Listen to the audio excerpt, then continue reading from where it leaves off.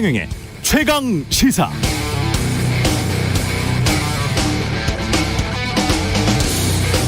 네, 대통령의 메시지 관리라는 차원에서 들여다봐도 기이합니다.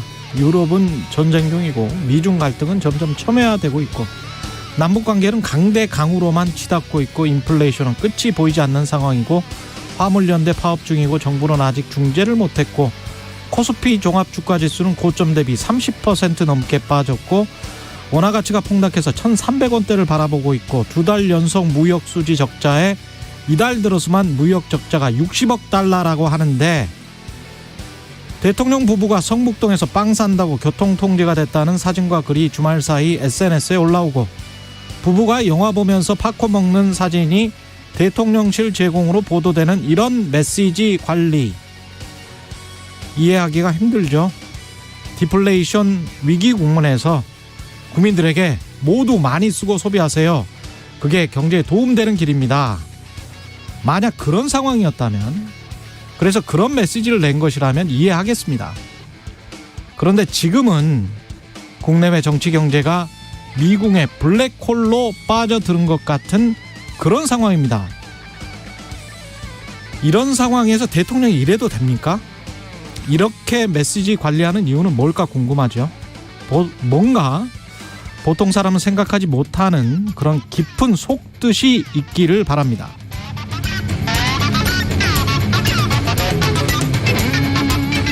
네, 안녕하십니까. 6월 14일 세상에 이익이 되는 방송 최경영의 최강시사 출발합니다. 저는 KBS 최경영 기자고요. 최경영의 최강시사 유튜브에 검색하시면 실시간 방송 보실 수 있습니다. 문자 참여는 짧은 문자 50원, 긴 문자 100원이 드는 샵 9730 무료인 콩 어플 또는 유튜브에 의견 보내주시기 바랍니다. 오늘 인터뷰 강병원의 정치 백신 더불어민주당 강병원 의원 만나보고요. 잠시 숨고르기에 들어간 국민의힘 친윤계 의원 모임 민들레 공동 간사를 맡고 있죠. 국민의힘 이용호 의원 연결합니다.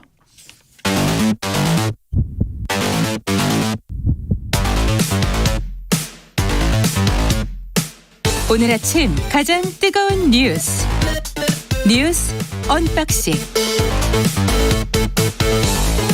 네, 뉴스 언박싱 시작합니다. 민동기 기자, 김연아 시사평론가 나와 있습니다. 안녕하십니까? 안녕하십니까? 예, 물가 소식을 계속 전해드릴 수밖에 없습니다. 제가 미국 지상파를 계속 우리로 치면 9시 뉴스죠. 가장 시청률이 높은 9시 뉴스 미국 지상파에서 이 뉴스를 거의 매일 보는데 지금 일주일에 한 나흘 정도 하루에 한두 꼭지가 무조건 물가예요. 근데 미국은 심각하더라고요. 근데 그 나라는 9시 뉴스가 한 6꼭지밖에 안 되거든요. 6꼭지밖에 안 되는데 한두 꼭지가 계속 물가 일주일에 한 나흘 정도가 연속 지금 그러고 있습니다. 굉장히 심각한 겁니다. 지금. 예. 우리도 좀 심각해질 것 같습니다. 예. 다음 달 도시가스와 전기요금이 동시에 인상이 될 수도 있다. 이런 얘기가 지금 나오고 있는데요. 정부가 지난해까지는 공공요금을 좀 억눌러 가지고 물가 부담을 최소화하려 했는데 여건이 좀 많이 달라졌습니다. 특히 한전 같은 경우에는 올해 1분기에만 지난해 연간 적자보다 많은 2조 원 많은 적자를 냈거든요. 예. 그러니까 상황이 매우 심각한 그런 상황이고요.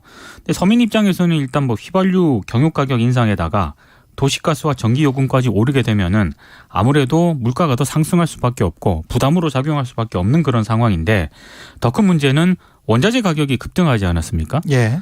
그래서 역시 상당 기간 가격 상승 요인으로 작용할 것으로 일단 분석이 되고 있습니다. 지금 세계은행이 물가 상승과 경기 침체가 동시에 오는 이른바 스태그플레이션을 경고를 한 그런 상황인데요. 한국 경제도 장기 침체에 좀 대비를 해야 하는 것 아니냐 이런 지적이 나오고 있는 그런 상황이고요.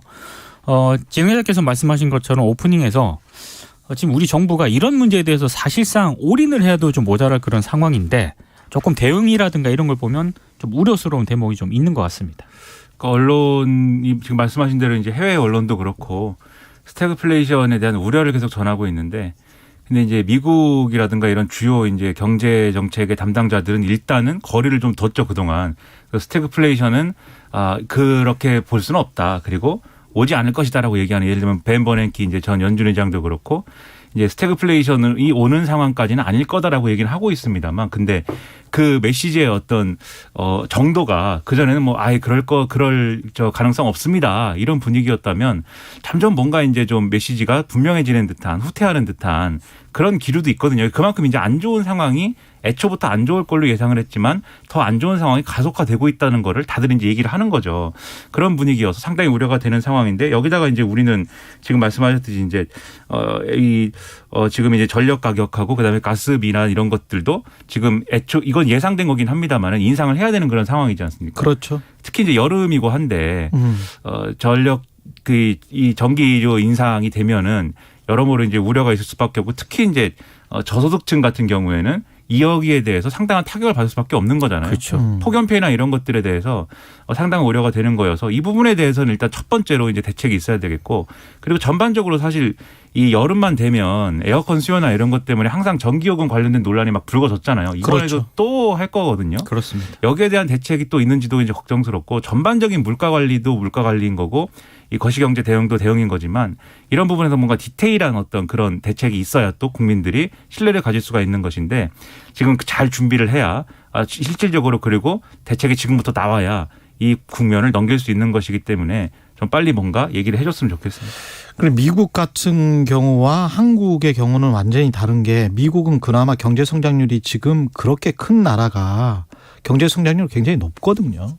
한국은 미국보다도 낮고 미국이 지금 중국보다도 더 성장한다는 지난해에도 그렇고 올해도 그렇고 그런 상황이에요. 그리고 임금이 높아져서 어떤 인플레이션이 일어나는 현상 어떻게 보면 수요 측면이 그 가속화되면서 인플레이션이 같이 일어나고 있기 때문에 우리처럼 공급 측면에서 굉장히 원유랄지 원재료 이런 가격 상승 그리고 전반적인 인플레이션으로 일어나는 이런 현상과는 좀 달라요. 그래서 임금이 조금씩 자리를 잡고 노동인구가 복귀를 하고 그렇게 되면 미국은 그나마 조금 나아질 수 있습니다. 이 공급 사이드만 잡으면. 근데 우리는 지금 수요가 굉장히 부족한 상황에서 공급 사이드의 문제 때문에 이렇게 돼 있는 것이고 그 공급 사이드의 문제는 우리가 해결하기 굉장히 힘든 상황으로 지금 흘러가고 있잖아요. 그러면은 뭔가 다른 다양한 대비책, 가령 무슨 뭐 원유랄지 원유의 수급 대책이랄지 이런 것들이 막 나와 줘야 될 것 같거든요. 상식적으로 보자면 원재료랄지 무슨 그렇죠. 뭐 이런 것들에 관해서 다각적으로 어떻게 다른 데서 어떻게 해보겠다.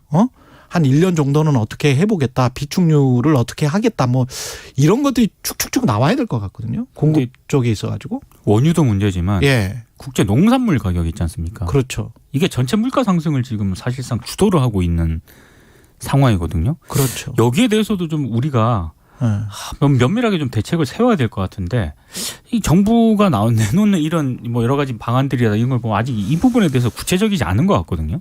그러니까 좀 대책이 디테일하게 들어가야 될 그렇습니다. 필요가 있는데 지금 네. 최경영 기자님 말씀하신 것처럼 이제 큰 어떤 틀에서 지금 이 상황에 대처할 수 있는 이 계획들도 쭉 나와야 되겠지만 또 우려가 되는 게 지금 말씀하신 게 요즘 언론 표현으로 뭐 임금발 인플레이션 이렇게 얘기를 해서 이게 우려가 되는 건 이제 악순환이 들어가는 것이기 때문에 그래서 이제 우려가 된다라는 건데 그래서 그런데 이제 임금발 인플레이션이라는 게 전제가 성립이 되려면 임금이 올라야 되는 거잖아요. 그렇죠. 이 지금의 어떤 이 상황 때문에. 근데 임금이 오르는 이 계층은 사실 정해져 있거든요. 그렇습니다. 우리나라로 따지면 예. 대기업 노동자들의 임금은 오를 가능성이 있는 것인데 그렇죠. 근데 이게 그러면 결국은 양극화 문제까지 같이 봐야 돼요. 왜냐하면 그분들은 임금이 어쨌든 올라서 인플레이션에 대한 어떤 가계에서의 대응이나 이런 것들이 일부 될지 모르지만 또 양극화의 측면에서 보면은 임금이 오르지 않는 계층의 경우에는 이 물가 상승은 그대로 감당하면서 그것을 그렇습니다. 대응할 수 있는 수단은 없어지는 것이고 지금 말씀하신 이제 에그플레이션 이 결국은 이제 식료품 이런 것에 대한 어떤 물가 인상의 어떤 피해도 고스란히 그렇죠. 받는 거고 거기다가 전기요금, 가스요금 인상까지 더해지면은 사실 이 임금이 오르지 않는 계층의 어떤 그 피해가 상당할 거거든요. 예. 근데 거기에 대한 대책도 있는가? 사실 이 정부의 어떤 기본적인 철학이나 이 정책에 대한 어떤 접근 방법을 보면은 이 부분은 좀 그래도 후순위에 놓인 것 같아서 이것의 우선순위를 좀 올려야 되지 않는가 이런 생각이 듭니다. 서민 입장에서는 발등에 불이 떨어졌는데 정부 대책이 구체적으로 나오는 게 없으니까 예. 답답한 거죠. 그러니까 저런 메시지 관리 팝콘 먹고 이럴 지금 상황은 분명히 아닙니다. 그렇죠. 예. 물가 상승 이야기는 민생경제연구소 안진걸 소장과 좀 이따가 이야기를 나눠보겠습니다. 그리고 이 시행령 정치에 관해서 조응천 의원이 뭐 이렇게 법을 만들겠다고 하니까 윤석열 대통령이 위헌 소지가 많다 이렇게 말했습니다. 조금 이례적인 상황이긴 합니다. 예. 발의를 한 게 아니고요. 발의를 예고를 했거든요. 발의를 한 게 아니고 발의 예고. 조홍천 민주당 의원이 예고한 국회법 개정안은 대통령이라든가 총리령과 같은 행정입법이 국회가 정한 법률에 위배가 되면 수정 변경을 요구할 수 있도록 하는 게 핵심입니다.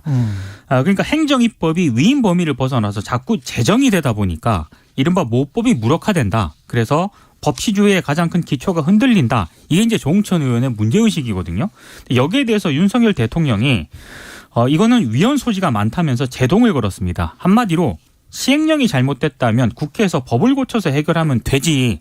굳이 뭐 이런 게 개정을 또 만드느냐 이런 취지로 이제 부정적 입장을 밝혔고요.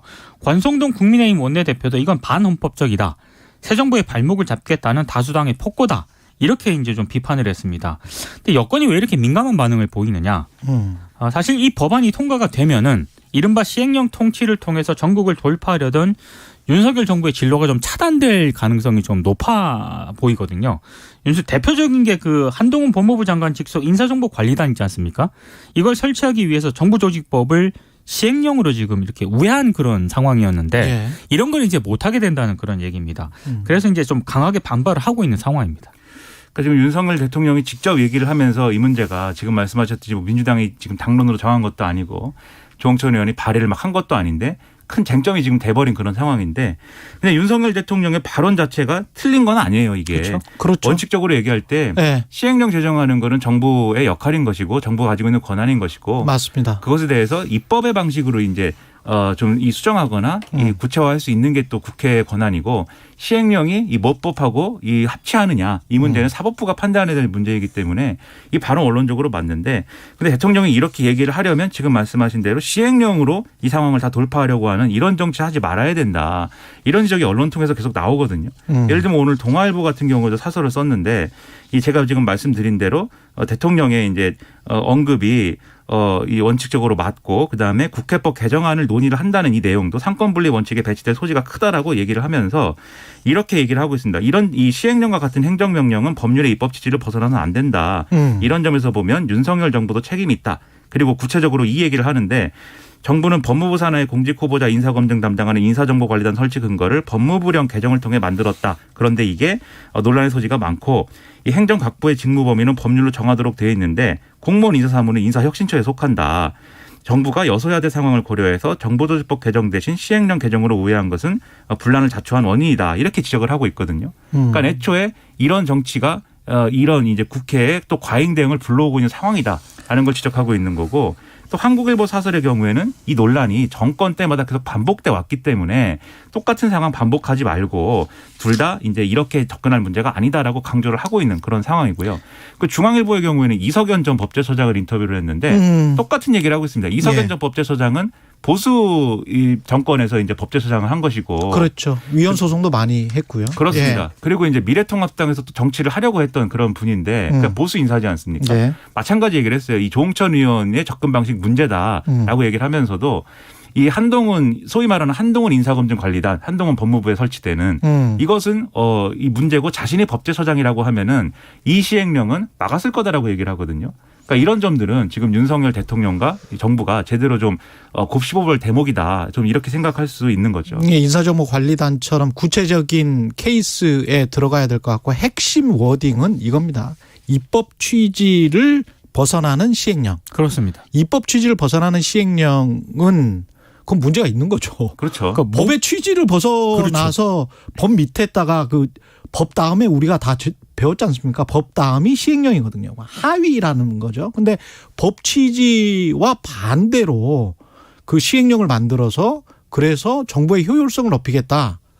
그러면 그런 식으로 하면 정부 마음대로 할 수 있는 거죠. 그러니까 전 조홍천 의원의 문제의식은 어느 정도 좀 타당성이 있다고 보는데 중요한 것은 조홍천 의원이 일단 법안을 발의를 해야 되는 거 아니겠습니까? 그 발의된 법안을 보고 논쟁을 했으면 좋겠는데 너무 빨리 논쟁이 붙었어요 지금. 예, 그러니까 구체적인 경우 그 케이스들을 하나하나씩 보면서 그렇죠. 이 법이 조홍천 의원이 새로 발의할 법이 문제가 있는지 없는지 그거는 이제 좀 더 따져봐야 되겠죠.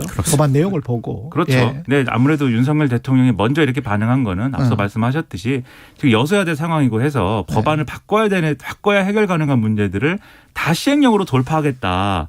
이 자세인 것이고 지금 인사정보관리단 얘기도 했습니다마는 규제 완화라든가 그렇죠. 뭐 규제 개혁 뭐 이런 것들도 다 시행령 개정을 통해서 우리가 할 수 있는 건 하자라는 분위기거든요. 근데 이게 어떤 면에서는 맞는 얘기지만 시행령 개정으로 할 수 있는 건 해야 되겠지만 지금 말씀하신 것처럼 모법의 취지를 막 우회하거나 더 이제 모법의 취지를 거스르거나 이런 것까지 가면은 안 되는 거고 그거는 분쟁을 불러일으키는 것이기 때문에 그렇죠. 특히 대통령도 그렇고 주변 참모들 다 법 전문가들이지 않습니까? 법률, 이 문제를 그렇죠. 이 문제를 정말 엄중하게 다루지 않으면은 상당히 큰 논란이 불거질 수밖에 없다. 이게 박근혜 정권에서는 결국에 배신의 정치까지 간 거잖아요. 당시에 그 유승민법이었어요, 사실. 그렇죠. 예. 유승민 이게 원내대표가 조홍천법이 사실은 유승민법이었고. 그렇죠. 거의 예. 비슷합니다. 예. 당시 문제 유승민 의식이. 원내대표가 이제 공무원 이 연금 개혁 뭐 이런 것들을 추진하면서 당시에 이제 그 야당이 요구했던 이 부분을 이제 수용을 해서 입법을 추진했던 건데 그때 박근혜 대통령이 거부권 행사했죠. 그렇죠. 거부권 행사에 더해가지고 배신의 정치 낙인 찍고 그러면서 유승민 원내대표 사퇴하고 이러면서 이제 정권의 위기가 오기 시작한 거지 않습니까? 예. 그러니까 그런 것들도 반면교사해야 되는 거죠. 시행령 정치 한국일보의 지적대로 박근혜, 문재인, 윤석열 정부도 만약에 계속 그렇게 한다면 계속 역대 정부 보수권, 진보권 지금 계속 하려고 하는 건데 지금 저 김민하 평론가가 지적했던 그 또 중요한 워딩이 있습니다. 법 전문가들이 모여 있거든요. 지금 그렇죠. 정부에. 그렇습니다. 근데 이게 잘못되면 법률 기술자들이 되는 겁니다.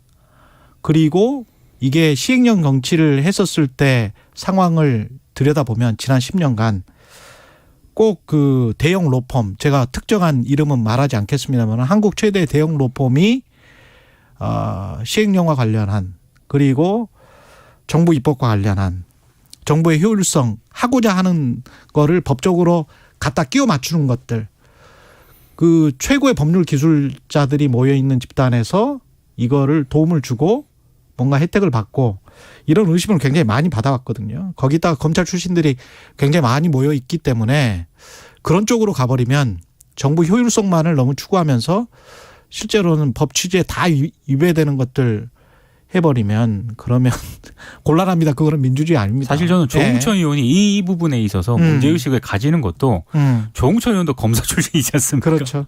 전 그런 측면도 있다고 봅니다. 예.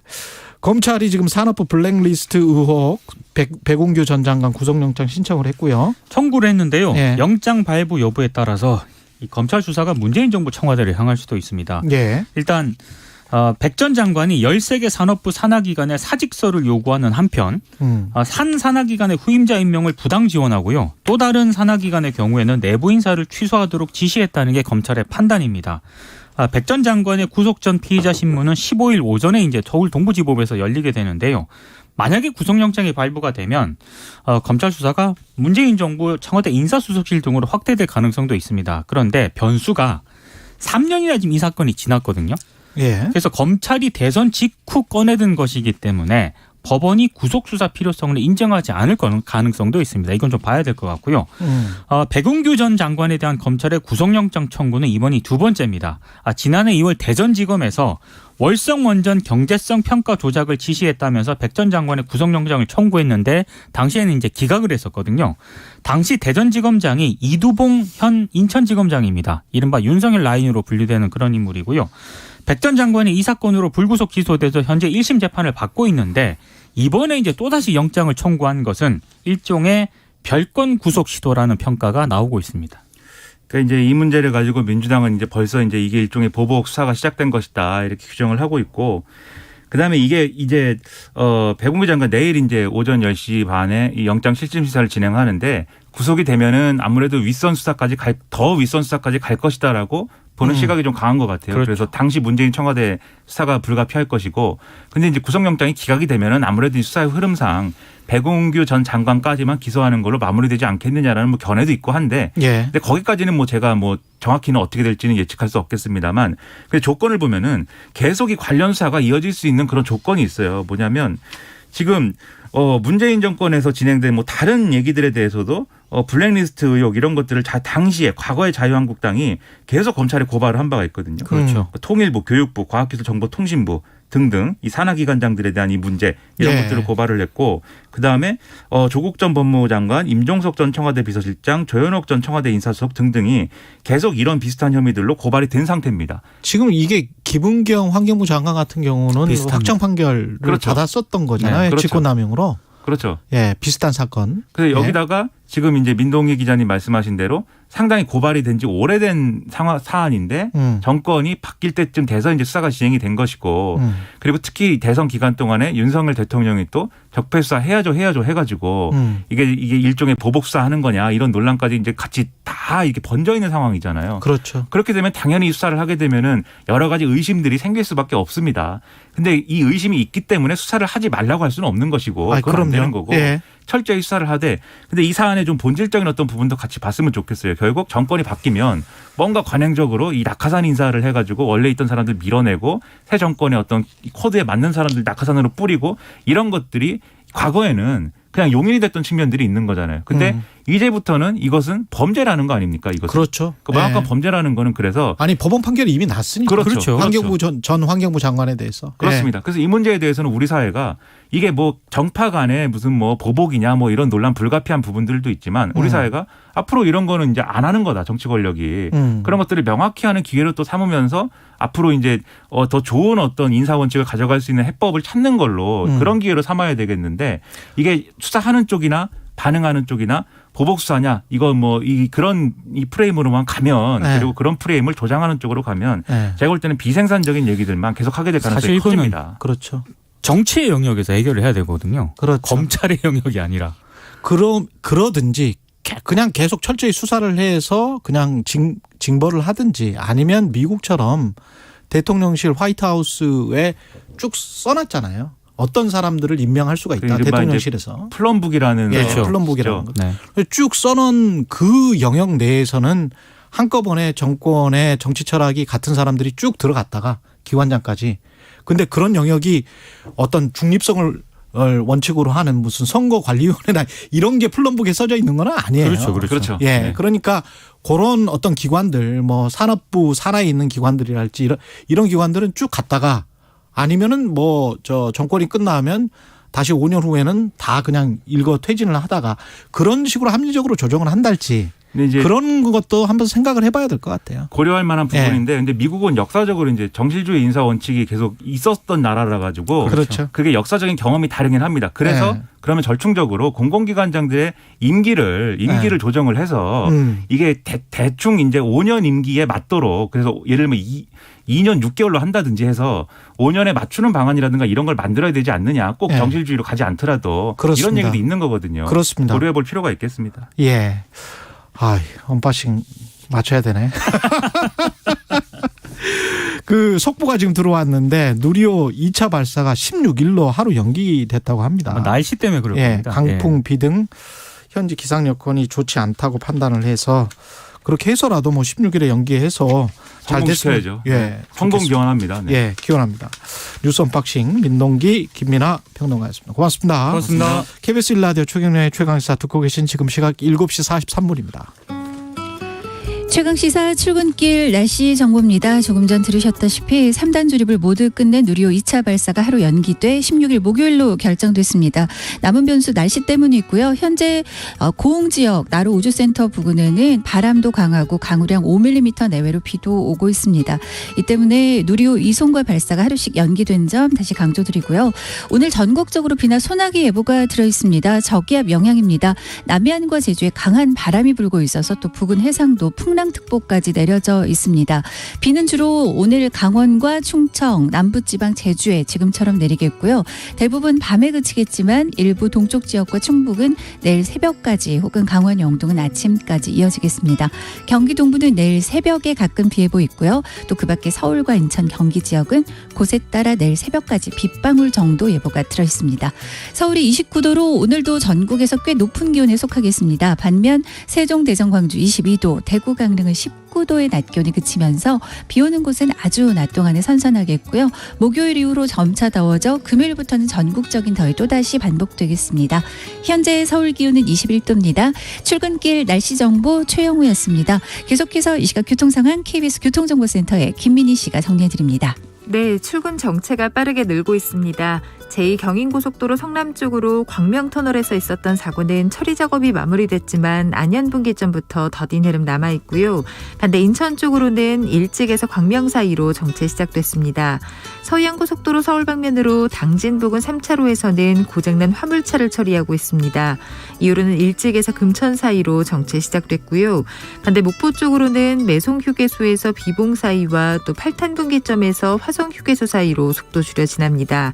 영동고속도로 강릉 쪽으로는 서창분기점에서 월곡분기점 사이와 신갈분기점 일대, 다시 용인에서 양지터널 사이로 정체입니다. 그 밖에 서울시내 서부간선도로 안양 쪽으로 목동교 부근 4차로에서는 사고가 난 만큼 주의해서 지나셔야겠습니다. KBS 교통정보센터였습니다.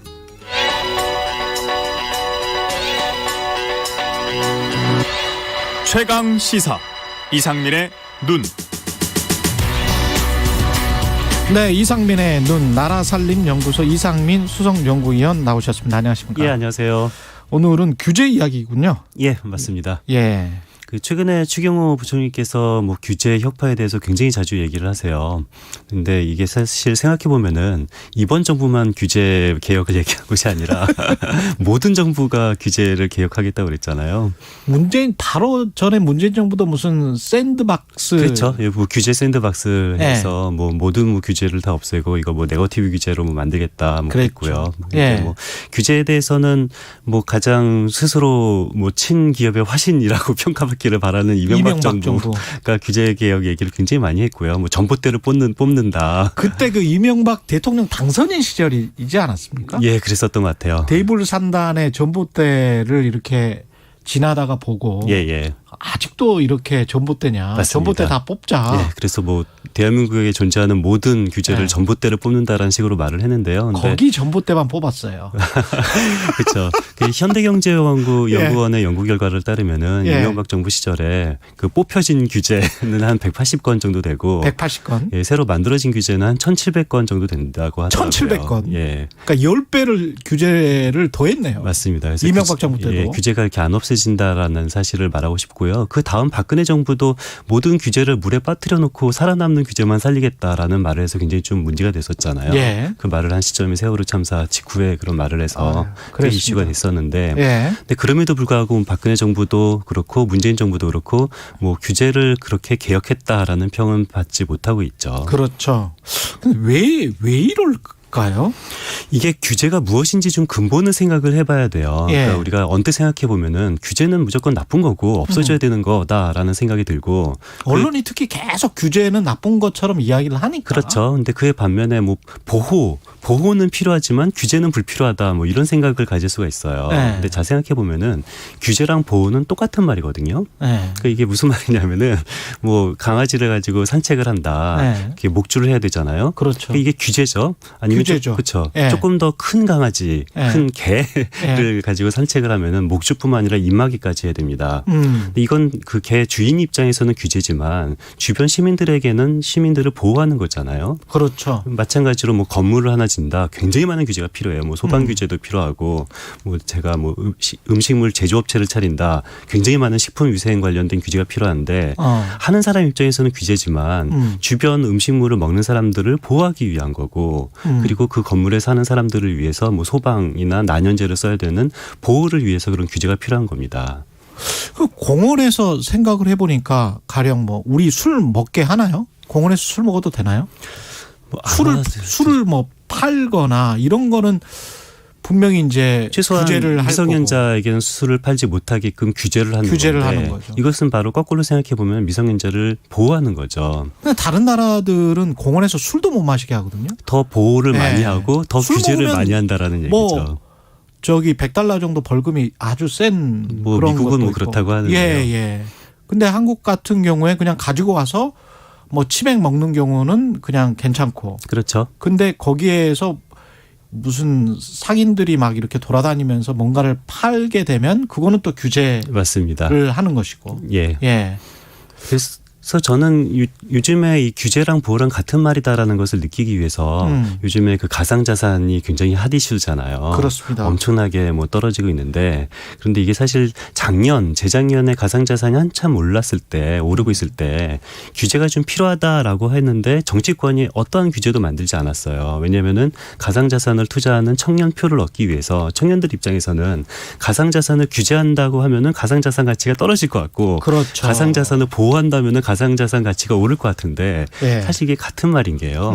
그 당시 만들려고 했던 가상자산에 대한 규제가 이게 뭐냐면은 뭐 그런 가상자산 ICO한 회사들이 돈을 받잖아요. 예. 이 받은 돈을 제대로 횡령하지 않고 그렇죠. 그대로 사내 유보를 하고 있나 예. 이런 것들을 제대로 알아보는 것이 바로 가상자산을 규제하는 건데요. 이번에 혹시 지금 혐의를 받고 있는 게 테라, 루나 그렇죠. 뭐 이런 거 아닙니까? 그래서 가상자산이 이것이 예. 지속 가능한 형태로 사업이 이게 가능한 것인지 이런 것을 바라보는 것이 바로 가상자산을 규제하는 건데 이런 가상자산 규제가 사실상 가상자산 투자자를 보호하는 것과 똑같은 투자자 말입니다. 보호죠.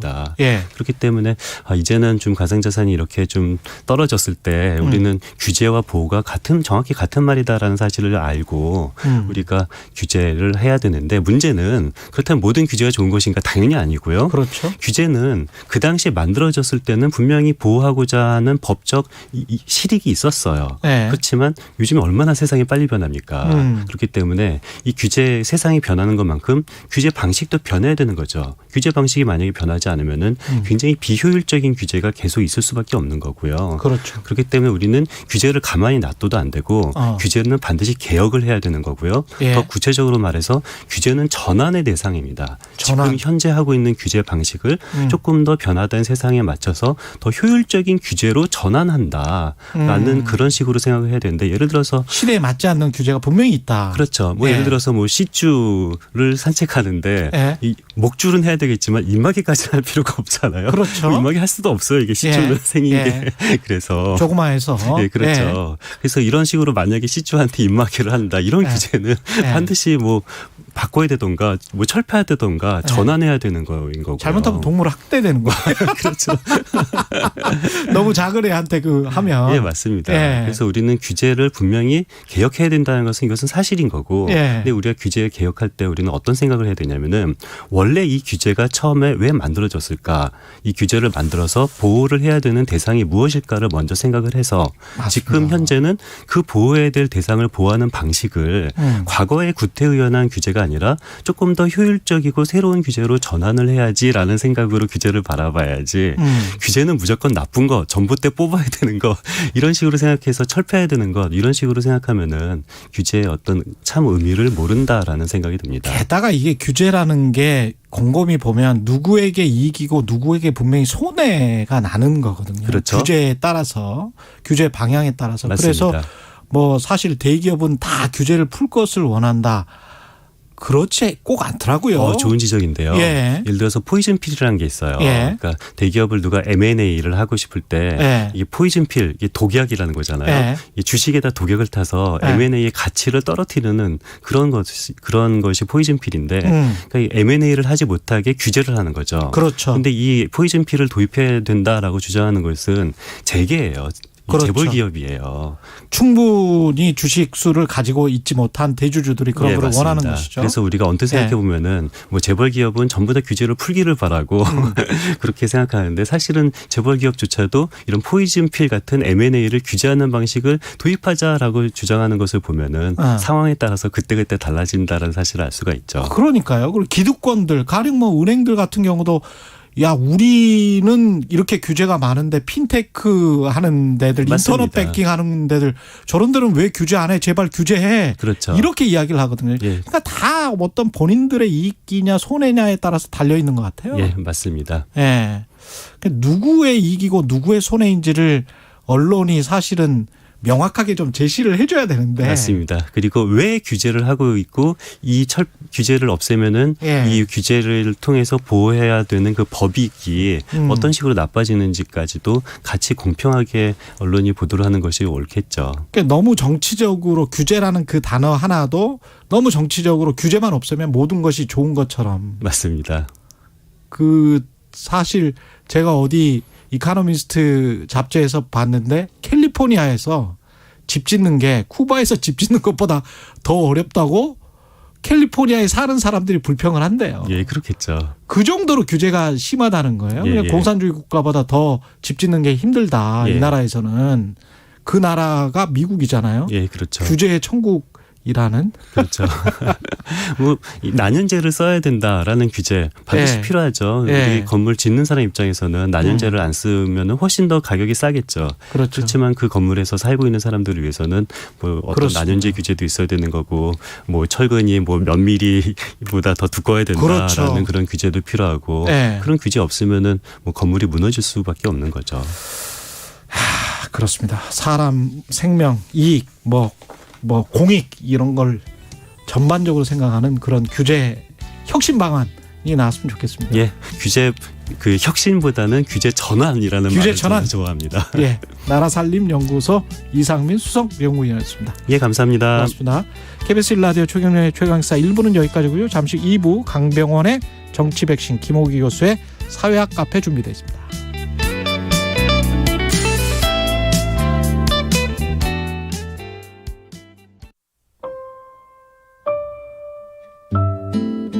(87년) 민주 항쟁이 일어나니까 철탑 맞아 죽기도 하고 고문해 죽기도 하고 군부 독재나 권위주의 정권 물러나라 하고 스스로 외치면서 분신 자살했던 사람들이 많이 있어요. 학생 중엔.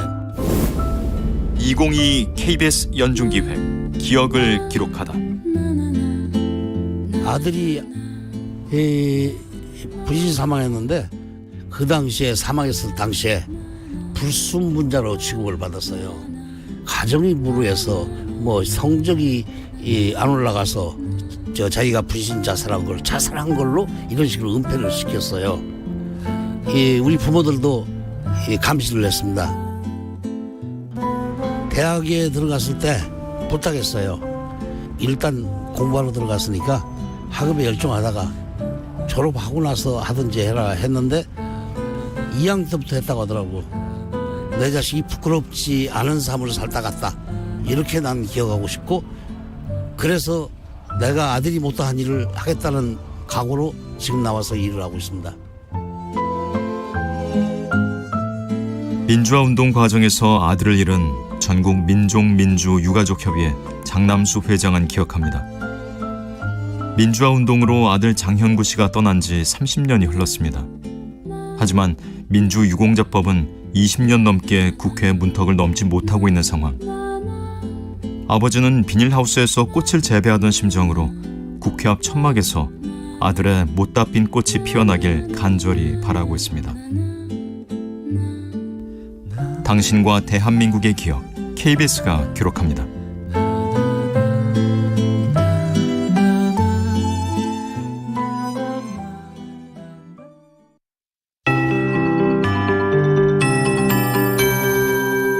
KBS 58분 날씨. 오늘 저기압의 영향으로 제주와 남부지방 또 충청권, 강원도에 비가 오겠습니다. 남해안과 제주는 강한 바람이 불고 있고 부근 해상은 풍랑주의보도 내려져 있는 곳이 있습니다. 이 때문에 3단 조립을 모두 끝낸 누리호 2차 발사가 하루 연기돼서 조금 전에 16일 목요일로 결정이 됐습니다. 남은 변수가 날씨였는데 오늘 고흥 지역 나루 우주센터 부근은 강우량 5mm 내외 비도 내리고 있고 바람도 점차 더 강해질 거라는 예보에 누리호 2송과 발사가 하루씩 연기됐으니까 참고하시기 바랍니다. 현재 지금 말씀드린 지역 강원과 충청 남부 제주를 중심으로 비가 내리고 있습니다. 오늘 밤에 전라권, 경남권, 충청권 남부와 제주는 그치는데요. 그 밖의 지역은 내일 새벽이나 아침까지 이어지겠고요. 경기 동부는 내일 새벽에 가끔 피해보가 있습니다. 또 오늘 서울, 인천, 경기는 곳에 따라 빗방울이 좀 떨어질 수 있겠고 내일 새벽까지도 빗방울 예보는 들어 있습니다. 서울의 기온이 좀 높은 편인데요. 오늘 29도까지 올라 덥고요. 다른 지역은 아주 선선하겠습니다. 세종, 대전, 광주 22도, 대구, 강릉 19도 등으로 비 오는 지역의 선선함은 낮 동안에도 쭉 유지가 되겠고요. 목요일부터 점차 더워지기 시작해서 금요일부터 당분간은 대부분 30도 안팎의 기온 다시 반복되겠습니다. 현재 서울 기온 21도입니다. 최영우였습니다.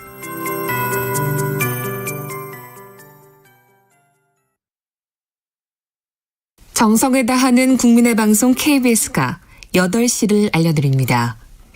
AM 711kHz, FM 97.3MHz, KBS 1라디오입니다. HLKA.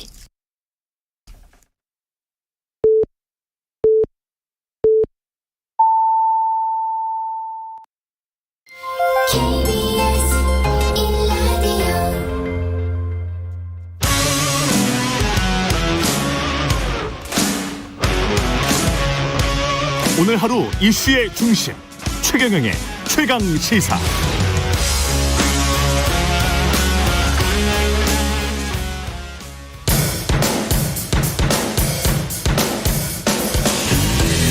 강병원의 정치 백신. 네, 정치에도 백신이 필요합니다. 나쁜 정치, 막말 정치, 공학 정치 거부하는 강병원의 정치 백신. 더불어민주당 강병원 의원 나오셨습니다. 안녕하십니까? 안녕하세요. 강병원입니다. 예, 오늘이 고정 코너로는 마지막 시간이네요. 그러게 예, 말입니다. 예, 마지막 시간이고 현안이 있을 때 가끔 나와주시기 바랍니다. 예, 그러겠습니다. 예. 그동안 수고하셨고요. 예, 고맙습니다. 아니, 제가 감사드립니다. 예, 예. 지금 이제 민주당 이야기, 민주당은 요새 거의 민주당 입장에서 봤을 때는 나쁜 소식밖에 없습니다. 예, 거의 뭐 좋은 소식은 없는 것 같은데 일단 우상호 비대위원장이 계파 갈등 관리를 최우선 과제로 꼽으면서 수박이라는 단어는 쓰지 말라, 가만두지 않겠다. 이거는 어떻게 보셨어요? 수박이라는 게 이게 일종의 이제 멸칭이기 때문에 안 쓰는 거는 맞죠? 예, 예, 맞습니다. 예. 저는 이 수박이라는 표현이 그 이재명이 아닌 반 이재명 인사에 대한 비하 표현으로 쓰고 있는데요. 반 이재명 인사에 대한 비하 표현. 네. 예. 저는 이렇게 민주주의 기본이 다양성인데 그 이재명 후보와 생각이 다르거나 이재명 후보를 따라다니지 않거나 이재명 후보를 지지하지 않는 인사들에 대해서 수박이라는 이런 정말 모욕적인 표현을 쓰는 것은 예. 당내 다양한 의견들 나오는 걸 막게 되고 당내 민주주의가 실종되면은 우리 당이 우리 국민 앞에 나서는 수권 정당으로 가는데 큰 장애가 됩니다. 예. 다양한 목소리, 국민의 목소리도 당내에서 활발하게 논의될 때 예. 우리 정당의 건강성이 살아나는 거 아니겠습니까? 그래서 예. 나와 생각이 다르다고 욕설을 보내고 문자 폭탄을 하고 새벽에 전화했다 끊고 이런 거 너무 안타깝고요. 특히 이원욱 의원이나 홍영표 의원 같은 경우에는 진짜 무슨 뭐 지역 사무실 같은 데도 찾아다니고 예. 지역구를 무슨 트럭이 돌면서 홍영표 이원욱 낙선시켜야 된다고 막 이런 방송까지 하고 다닌다는 걸 보면서 이건 아니다라는 생각이 좀 들었습니다. 트럭에서 확성기로? 예. 동네를 그렇게 다 돌아다니는 것까지 있었답니다. 저는 정말 아니라고 보고요. 근데 저는 이 강성 팬덤 정치가 우리 정치의 큰 문제인데요. 저는 이게 노무현 대통령 때도 이런 게 있었습니다. 노사모가 있지 않았습니까? 근데 그때 노무현 대통령은 어떻게 말씀하셨냐면요. 노사모에 대해서 노사모는 노무현 개인을 위한 조직이 아니라 시민 참여운동의 상징이 돼야 한다. 이제 여러분께서는 노무현을 버리고 역사 속으로 들어가십시오라고 이 노사모 전국 대표자들을 청와대로 초청해서 이런 말씀하신 적이 있습니다.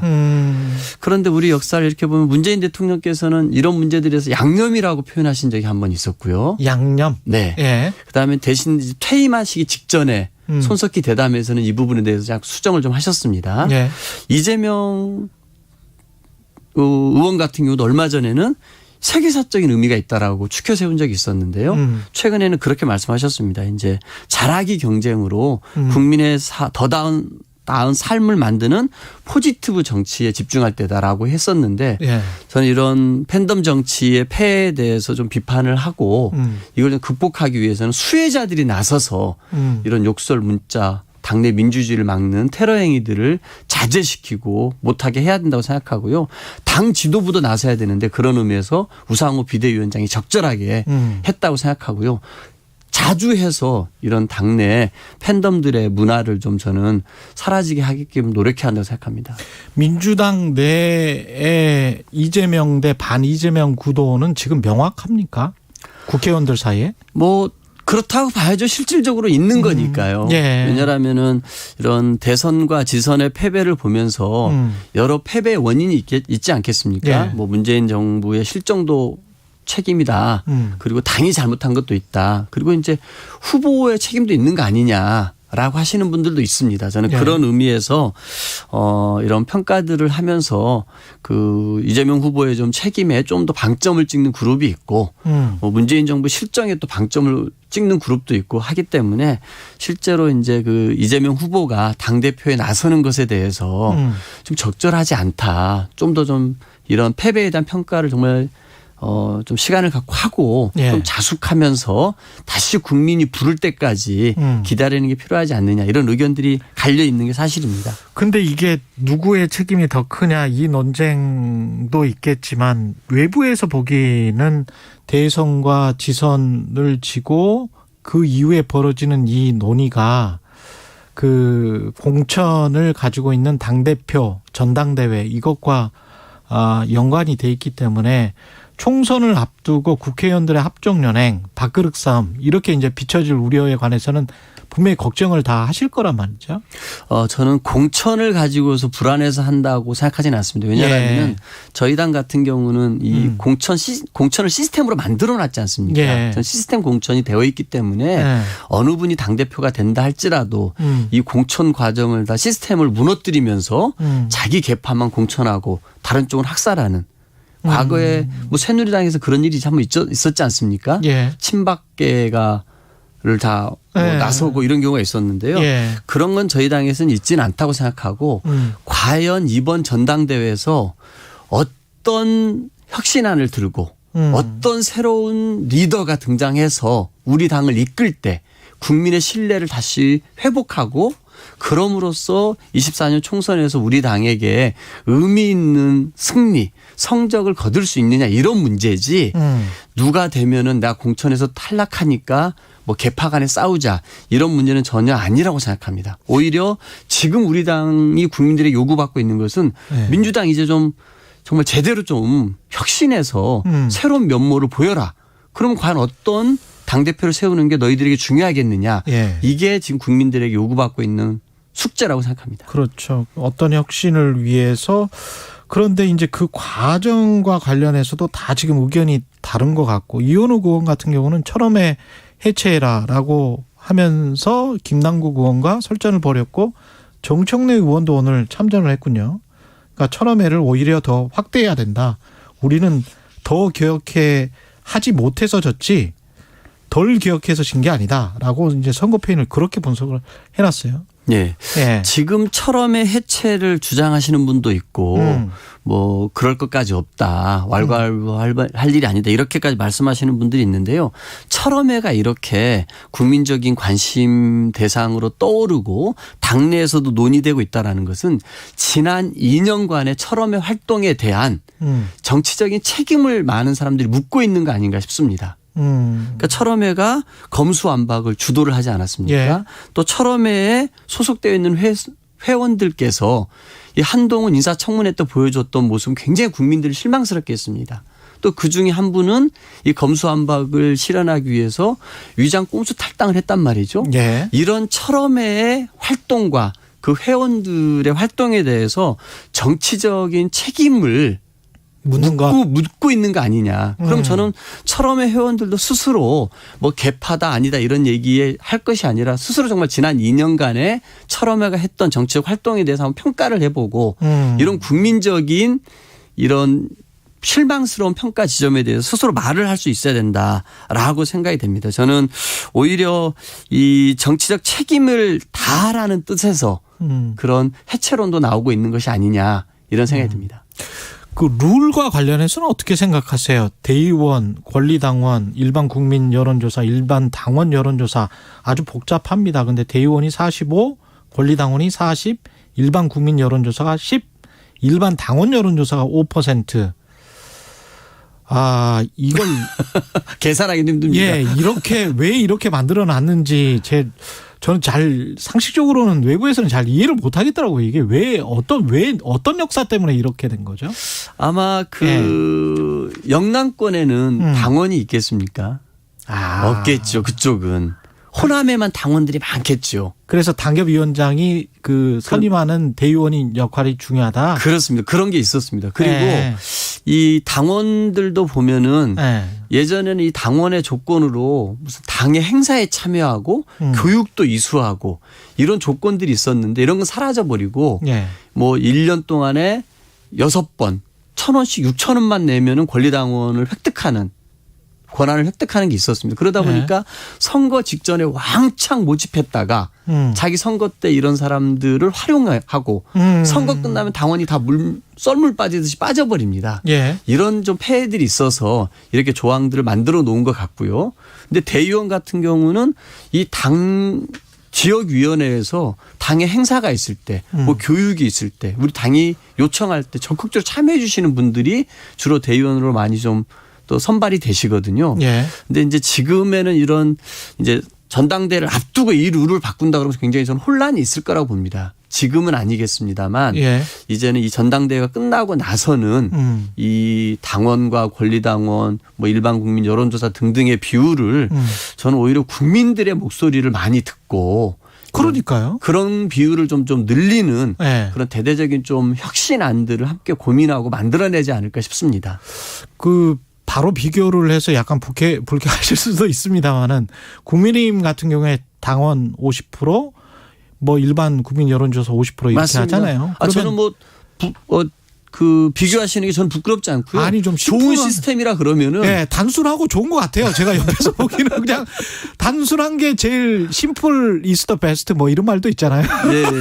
어떤 분들이 그런 말씀하시더라고요. 우리 당원들이 이 당비를 내는데 우리 당원들의 비율을 확 늘려달라 이런 말씀하시는 분들도 있어요. 그러니까 대의원이 또 어떤 분이 조홍천 의원이 그러셨나 우리 프로에 나오셔가지고 1대 80인가 그렇다고 하더라고요. 대의원이 한 표면 뭐 이게 권리당원이 뭐 한 60에서 80 정도 그러면 이게 표의 등가성 문제 안규백 의원 같은 경우에 이게 이런 걸 언급을 했단 말이죠. 전당대회 준비위원장이 표의 등가성 문제를 이거는 좀 고쳐야 되지 않을까요? 네, 저는 뭐 맞는 말씀이라고 생각하고요. 근데 이제 전당대회 전에 고치느냐 후에 고치느냐 해서 뭐 굉장히 전에 고치려고 하면 상당히 혼란이 있을 수 있는데 당내에서 쉽게 의견이 모아진다라 그러면 저는 문제가 없다고 생각합니다. 근데 이게 갈등으로 비화될 수 있다라면은 전당대회를 치른 이후에 시간을 갖고 하는 게 좀 필요하지 않나 생각이 들고요. 저는 국민의힘이 50대 50이라고 말씀하시지 않았습니까? 우리 정당을 운영하는데 우리 국민 세금이 어마어마하게 들어갑니다. 당비보다 훨씬 더 많은 수백억이 들어갑니다. 저는 그런 의미에서 국민의 목소리를 더 크게 반영하는 것 당연히 필요한 조치라고 생각합니다. 그리고 이광재 의원이 그냥 어떤 각 계파 또는 뭐 지금 논란을 빚고 있는 당사자들로 생각되어지는 사람들 이재명, 홍영표, 전해철 다 나오지 말아라. 이런 뭐 일종의 해결책 그다음에 세대 교체론 이야기도 나오고 있고 어떻게 생각하십니까 이런 것들? 저는 아까도 말씀드렸습니다만 이번 전당대회에서 혁신안을 놓고 경쟁을 해야지 이 패배는 눈 감아버리고 개파 싸움을 한다 그러면은 더불어민주당은 더 국민에게 멀어지게 될 것입니다. 저는 국민의힘에서 아까 배울 건 배워야 된다고 말씀드렸는데 대구에서요 이준석 대표가 그때 후보 시절이었는데 탄핵은 정당했다는 발언을 했습니다. 대구에서 박근혜 탄핵은 정당했다는 말을 하면서도 당대표 후보가 됐거든요. 그러니까 뭔가 우리 당의 부족한 부분들에 대해서 정말 철저하게 좀 아플 정도로 국민들께 내놓고 그런 것들을 정말 이겨내기 위한 우리 당의 쇄신책들이 논의되고 혁신하기 위한 당대표 선거가 돼야 된다라고 생각합니다. 그럼 혁신을 가지고 나오면 네. 누구든 나올 수 있습니까? 이재명까지 포함해서? 저는 이제 그런 말에서 이런 말씀 한번 드려보고 싶습니다. 세수를 세 부대에 부어야 된다는 말이 있잖아요. 세수는 세 부대에 부어야 된다. 근데 만약에 그 좋은 혁신안들을 당내 많은 논의를 통해 가지고 토론을 통해서 만들어냈습니다. 근데 그거를 이재명 후보나 무슨 지금의 친문의 대표주자나 586의 대표주자가 얘기한다라 그러면은 그 혁신안보다는 여전히 저당은 변화를 두려워하는 정당이라고 국민들께 비치지 않겠습니까? 그런데 그런 혁신안들을 정말 새로운 젊은 세대들이 등장해서 이렇게 한번 우리 당을 바꿔보겠다고 얘기한다라 그러면은 국민들에게 다가가는 파급력이 확 다를 거라고 생각합니다. 강병호 의원님도 지금 젊은 축에 속하신 7080에 태어난 분인데 네. 도전하세요? 그 역사적인 사명이 맡겨진다면 또 피할 수는 없을 것 같고요. 되게 진지하게 여러 의원님들의 말씀 경청하고 고심하고 있다는 말씀 드리겠습니다. 그 한 사람의 리더보다는 차라리 그냥 통합형 집단 지도 체제 재선 의원들이 이런 제안을 한 것 같은데 의원님도 재선 의원이시고 어떻게 생각하십니까? 이 문제는? 이게 그 한 사람의 대표 밑에 최고위원들이 있고 대표가 다 모든 걸 결정하는 그런 지도 체제도 있고요. 이게 이제 순수 집단 지도 체제가 되어서 서로 이렇게 그 합의제 비슷하게 운영되는 방식도 있을 것입니다. 그런데 이제 지금 우리 당에 필요한 것은 당내 다양한 목소리가 분출되는 게 필요하지 않나 싶습니다. 그래서 이런 한 번에 좀 다 같이 뽑아서 1등이 대표가 되고 대표 최고위원이 되고 2, 3, 4등이 최고위원이 되어가지고 당내 다양한 목소리가 나오는 게 지금 우리 당이 처해 있는 처지에서는 더 바람직한 거 아닌가 싶거든요. 저희가 여당이었다라면은 대표 한 사람 중심으로 일사불란하게 청와대와 호흡을 맞춰서 가는 게 필요했겠습니다만 지금은 야당입니다. 다양한 목소리가 나와야 되고 그러기 위해서 다양한 국민의 목소리가 반영되는 지도부가 필요한데 지금은 좀 그런 게 필요하지 않느냐. 많은 논쟁들이 있습니다만 제가 봐서는 이런 순수 집단 지도체제가 더 바람직한 거 아니냐. 통합형으로 가는 게 바람직하지 않나 생각합니다. 그리고 마지막으로 검찰이 지금 백운규 전 산업자원부 장관 구속영장 청구를 했는데 이거 어떻게 보십니까? 이 사안 자체를. 검찰이 구속영장을 청구했다라는 것은 뭐 청구할 만한 사연이 있겠죠. 근거가 있을 텐데 저는 모르겠습니다. 이게 그 뭐 정권이 바뀌자마자 그 윤 대통령이 당선자 시절에 뭐 정치 보복 뭐 당연히 해야죠. 뭐 이런 식으로 적폐청산해야죠. 수사해야죠. 이런 말을 하면서 정치보복을 선언하지 않았습니까?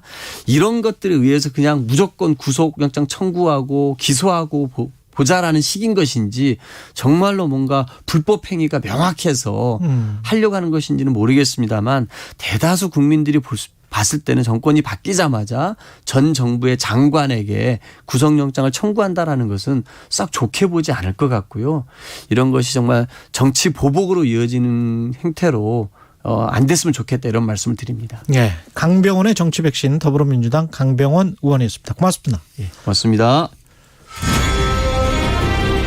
공정, 공익, 그리고 균형. 한 발짝 더 들어간다. 세상에 이익이 되는 방송. 최경영의 최강시사.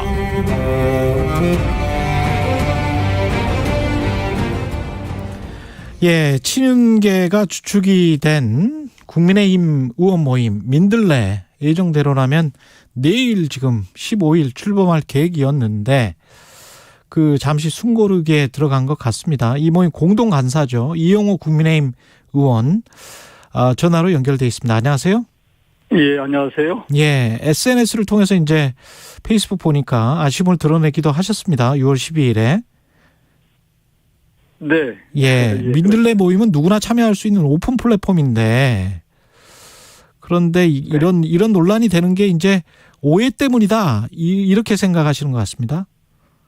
네, 처음 그 모임은 뭐 순수한 정적인 비정적인 그런 모임이었는데 우리 당내에서 또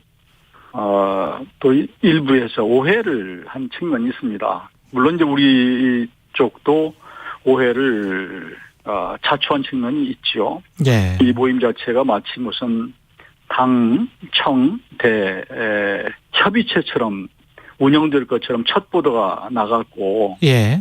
이게 이제 오해의 시발이 됐던 것이고요. 예. 또 한 가지는 이제 그 시기가 또 이게 보도된 시기가 이준석 대표하고 정진석 전 부의장하고 뭐 또 치열하게 감정 설전하는 상황이었고, 또 한편으로 강을 건너가 보면 야당에서는 또 개파 해체 뭐 이런 거 가지고 좀 뭐 논란이 많은데, 예. 이런 시점에서 새로운 모임이 이렇게 뜬다 그러니까 예민하게들 반응했던 것 같습니다.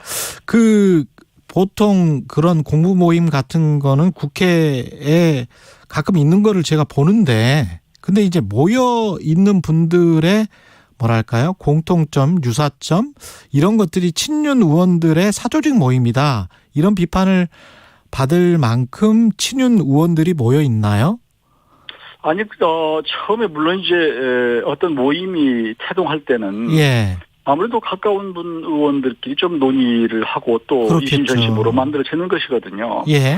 그러나 그 모임을 그런 식으로 이렇게 끌어가기보다는 처음부터 아까 사회자께서 말씀하셨지만 오픈 플랫폼으로 만들자. 그리고 그 모임의 회원들을 그 국민의힘 골고루 다양한 성향을 갖고 있는 의원들을 포함시키자고 사실은 얘기가 됐던 것이거든요. 아, 다양한 성향. 네. 그리고 지금 이미 이제 그 서면으로 여기 참여하겠다고 의사를 표명한 많은 의원들이 계신데, 거기에도 다양한 의원들이 포진되어 있습니다. 예. 근데 이영호 의원님도 이제 인수위에 참여하셨고, 장제원 의원도 처음에는 참여한다고 해서, 그래서 이제 언론, 그 다음에 이제 그 공문 초안에 담겼다가 삭제된 내용 중에 이런 게 있었나 봐요. 당정실 간의 정책 정보와 소통을 통한 윤석열 정부 뒷받침. 이게 이제 참석 요청, 민들레 모임 참석 요청 공문 초안에 담겼었다고 하는데, 이런 것과 이제 장제원, 이영호 그러면 이게 친윤 모임이고, 그렇게 되면 거대 개파가 되고 이 모임에 참석하면 좀 좋게 되는 거 아닌가? 이런 인식. 예. 그런 게 좀 있을 수 있었던 거 아닙니까? 뭐 그렇게 어떤 시각으로 어떤 안경을 쓰고 보느냐에 따라서 달라질 수 있죠. 근데 기본적으로 이제 민들레라고 하는 것은 명칭에서 저희가 나타내듯이 민심을 들어보자. 그리고 또 민심을 들어서 또 전달하자. 이런 측면도 있고요. 또 하나는 이제 집권 여당으로서 이제 된 지가 뭐 한 달 남짓밖에 안 됐습니다만, 그 정권을 창출을 해 놓고 나서 의원들이 자칫하면 소외감을 느낄 수도 있거든요. 아, 그래요? 왜냐하면 이제 대통령이 국정을 끌어가는데 다 행정부 중심으로 가고 이러다 보면 그동안에 뭐 치열하게 선거 과정에서 참여했던 분들이 도대체 행정부는 어떻게 가는 거냐. 주요 현안에 대해서 정보도 조금 멀어질 수 있는 것이고, 그런 것 때문에 소외감을 느낄 수 있으니 많은 사람들이 같이 모여서 공부도 하고 필요하면 국정 현안에 대해서 국정 철학 이런 것들 공유하고 또 국회에서 뒷받침을 하려면 그거에 대해서 입법적으로 어떻게 하면 좋은지 이런 것들에 대한 그 서로 소외감을 없애면서 화합하고 결속하는 그런 여러 가지 다목적 측면에서 시작했던 것인데요. 마치 특정 인사들이 주축이 돼서 당뿐만 아니라 정부 인사들하고 같이 앉아서 그냥 뭐 뭔가를 하는 협의체다. 이렇게 지금 프레임이 씌워져 있어서 그건 잘못된 것이다. 저는 그렇게 말씀드립니다. 권성동 원내대표가 지적한 부분도 공식 모임, 공식 절차가 있는데 당정에 이게 그 공식 절차와 공식 통로 말고 다른 어떤 정부랑 이렇게 소통하는 어떤 의원들의 모임이 있는 게 그게 맞나? 뭐 이런. 네, 그건 말이 안 되죠. 그건 당을 무력화하는 거죠, 공식. 그러니까 그 첫 보도가 이상하게 지금 나가는 바람에 그런 오해가 됐죠. 그건 당연히 안 되는 일입니다. 그거는 안 되는 것이고. 그러니까 지금 예. 말씀하신 것처럼 오픈형 플랫폼으로 계속 공부 모임은 하시는 겁니까? 그러면 이 민들레는? 저희가 지금 뭐 소나기를 피해 가자 이렇게 예. 잠시 쉬어 가자 이렇게 말씀을 드렸고 예. 오해는 좀 풀었으면 좋겠다. 그런데 오해는 상당 부분 풀렸어요. 오해는 풀렸다. 이준석 대표도 그저께 말씀하시기를 첫 홍보가 좀 오버해서 예. 과잉됐다 이런 그런 말씀도 하셨고 또 권성동 대표도 이게 순서 공부 모임에서 큰 문제가 없더라 들어보니 이렇게 지금 얘기한 상태거든요. 예. 그래서 이제 소나기는 뭐 오래 가는 게 아니거든요. 잠시 이게 뿌리고 이제 지나가는 건데. 예. 저는 이게 그런 오해가 지금 거의 풀리고 또 있기 때문에 탄탄히 더 오해받지 않도록 해서 준비를 하고자 합니다. 그러면 내일 출범 예정이었는데 그러면 언제 출범을 하게 되나요? 시점을 딱 못 박을 수는 없지만 네. 소나기는 오래가지 않는다 이렇게 말씀드리겠습니다. 그렇군요. 이준석 대표 아까 말씀을 하셨습니다만 취임 1주년 기자간담회에서 윤 대통령 당선을 위해 뛴 많은 분들이 지금은 대의 멸친, 대의를 위해서 친족도 멸한다. 그 정도로 이제 자기 희생을 많이 해야 된다. 이런 이야기를 한 건데 뭔가 콩고물 같은 건 바라지 말라 이런 이야기인 것 같기도 하고. 네. 예. 지금이 무슨 뭐 조선시대도 아니고. 예. 무슨 대의 멸친을 해서 뭐 스스로 대의를 위해서 예. 친족을 멸한다. 이런 그런 상황은 아닌 것 같고요. 오히려 예. 어떻게 사실 뭐 열심히 뛴 분들에게 격려는 못할 망정 벌을 줄 수 없는 것이고. 다음 당이 누구가 더 뭐 공로가 많고 적고 이 문제가 아니고 단합하는 게 더 중요할 것 같아요. 저는. 예. 당이 하나로 단단하게 결속하는 것이 윤석열 정부의 성공을 위해서 필요하다. 그렇지 않으면 여소야대 상황에서 당까지 예를 들어서 조금 원심력이 작용하면 안 되는 것이거든요. 예. 뭐 다행인지 불행인지는 모르지만 야당에서 지금 뭐 대선 패배 그다음에 지방선거 패배 이후에 약간 그 혼란스러운 상황이어서 그렇죠. 예. 그나마 이쪽에서는 지금 뭐 하긴 합니다만 그러나 지금 알다시피 전 세계가 뭐 글로벌 아주 안 좋죠. 물류 예. 문제 굉장히 위기잖아요. 예. 그런 상황에서 지금 우리가 어떻게 뒷받침할까 문제인데 국회가 지금 제대로 원 구성도 지금 안 되는 상태에서 참 걱정이 많습니다. 이준석 대표가 출범시킨 혁신위는 어떻게 보세요? 배현진 최고위원도 어제 공개 비판을 했던데 정면 비판했던데. 그런가요? 예, 혁신위가 자잘한 사주직으로 오해받을 수 있다. 이렇게. 이준석 대표가 출범시킨 혁신위는 대표가 출범시킨 것을 사주직이다 이렇게 보기는 저는 뭐 그건 좀 안 되는 거 아닌 것 같고요. 예. 저는 혁신은 언제나 옳은 것이다, 좋은 것이라고 생각합니다. 혁신은 언제나 옳은 것이다, 좋은 것이다. 네. 예. 그런데 다만 이제 이런 과정이 또 혁신의 과정이 당내 공론화가 어느 정도 공감대가 이루어진 상태에서 가야 되는 것이 필요하고 예. 그래야지 혁신의 결과가 정당성이 있고 힘도 붙는 것이 아닌가 이렇게 봅니다. 예. 그 다른 정치 현안 한 가지만 어제 박지원 전 국정원장이 최강시사 출연해서 윤석열 정부 인사 특히 동서 갈등을 풀지 못한 인사다. 호남 출신 좀 아쉽다. 뭐 호남에 지역구를 두셨단 말이죠, 의원님도. 예. 어떻게 들으셨는지. 저도 첫 인사에서 호남이 소외됐다고 하는 박지원 전 원장의 지적에 대해서 동의합니다. 뭐 조금 세심하게 배려 못하는 것은 뭐 잘못됐다고 생각을 하고요. 예. 그렇지만 윤 대통령이 지난 대선 과정에서 그 호남 인사나 예산 이런 거에 대해서 절대로 홀 데가 없을 것이다 이렇게 약속을 한 바가 있습니다. 예.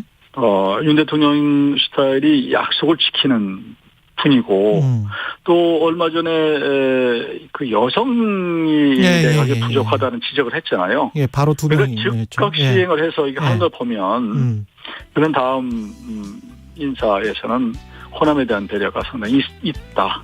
있을 것이다라고 보고 또 한 가지는 윤석열 정부가 성공을 하려면 절대 통합하지 않으면 어렵습니다. 이거 통합은 여기까지 전제거든요. 이게 뭐 선택의 문제가 아니다. 이용호 국민의힘 의원이었습니다. 고맙습니다. 네, 고맙습니다. 잠시 후 8시 반부터 일부 지역국에서는 해당 지역 방송을 보내드립니다. 그대를 만나고 그대와 마주보며 숨을 쉴 수 있어서 경제쇼를 만나고 경제쇼와 함께 할 수 있다면 우리의 삶은 달라집니다. 오후 4시 5분 홍사원의 경제쇼 여러분께 힘이 되어드리겠습니다. 다행이다.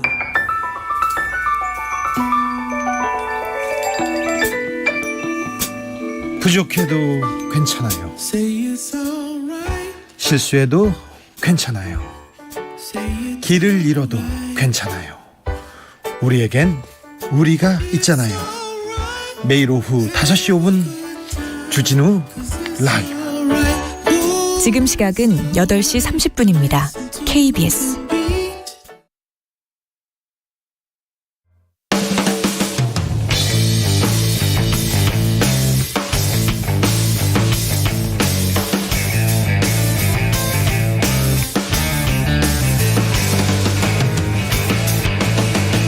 최경영의 최강 시사. 최강 시사. 김호기의 사회학 카페. 어서 오세요.